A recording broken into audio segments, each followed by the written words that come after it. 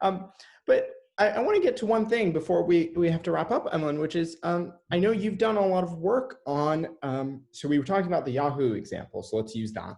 COVID and COVID news is another great example of where I think people are not very good at defining terms. And we did a whole episode on people using the fatality rate. What does the fatality rate mean? There's an infection fatality, there's a case fatality rate, there's an actual fatality rate.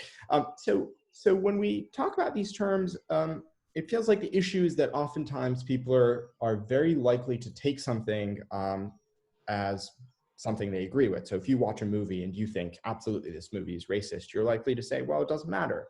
Or if you watch a movie and you think, no, this movie really wasn't racist, or then you're going to say, well, this is nonsense. So it seems like what we need is a shift from saying, I agree and disagree, to define your terms. What is the process by which you came to these conclusions? And I know, Emlen, you just happen to be helping lead an endeavor to scale that sort of a process. So maybe you should talk. Yeah. So this is Aditya is talking about a project, Public Editor, that actually we've worked on together for a little while. So this is one strategy to reach people who maybe have already finished school and aren't in school anymore, to help them learn how to engage critically with news articles specifically. And once you can engage more critically with news articles, evaluate, okay, well, how do I evaluate scientific evidence? How do I see how strong the evidence is? Does it actually support the claim that they say it supports? How are they using their sources? Do their arguments really work?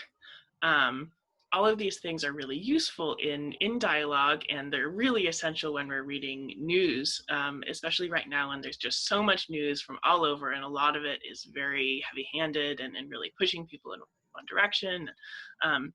So we've got this project, Public Editor, which is an online crowdsourcing platform where anyone who wants can come in, and there's a training, so you get trained on, okay, well, what are some logical fallacies? How do I evaluate evidence? What's systematic uncertainty? What's statistical uncertainty? What's the difference between correlation and a randomized controlled trial, and so on? What are different kinds of uses of language in writing that can be really biasing, like metaphors of disease when you're not actually talking about disease. And so on, and so we train people in looking for these things in the news, and then you can go in and analyze news articles for the different sorts of mistakes, and also conversely the sort of really good kinds of arguments that we see in the news. And then we get a whole bunch of people's evaluations of news that's well scaffolded, so they're looking for particular reasoning errors and evaluating evidence. And then what comes out of that is a credibility badge with sort of a number from 1 to 100.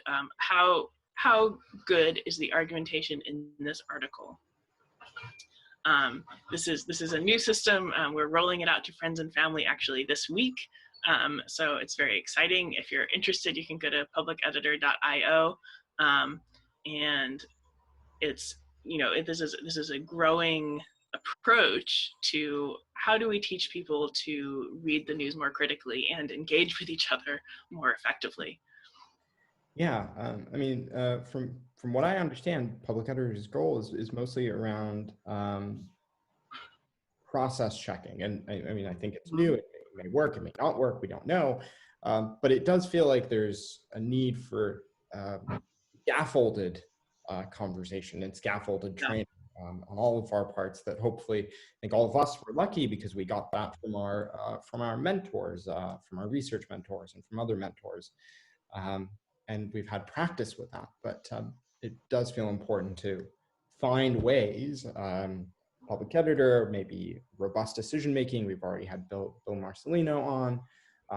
Things of this strategy, strategies like that are as ways of scaling good discourse and good decision-making. Yeah, and I think there's really an opening for online platforms that scaffold conversation as well. You know, there's really intense use of forums and comments functions on news articles and YouTube videos and Facebook posts and so on. And you see so many different kinds of conversations play out. And I think there's going to be a lot. I mean, there has been research, and I think there's going to be a lot more research on how do we make those conversations more fruitful, and get people to engage with each other. And you know, there are some wonderful conversations that happen, and there are some conversations that devolve very, very quickly. Well said. I mean, we did a whole episode on social media, and we'll have to come back to education because those conversations are out there, and I very much appreciate you, Emlen, coming on and helping us think through what we might be able to do to make those conversations a little bit more productive and a little bit more effective at investigating the world. Thank you so much for having me. We look forward to episode 2. Yes. Once again, we are the Risky Scientists. We are. Goodbye.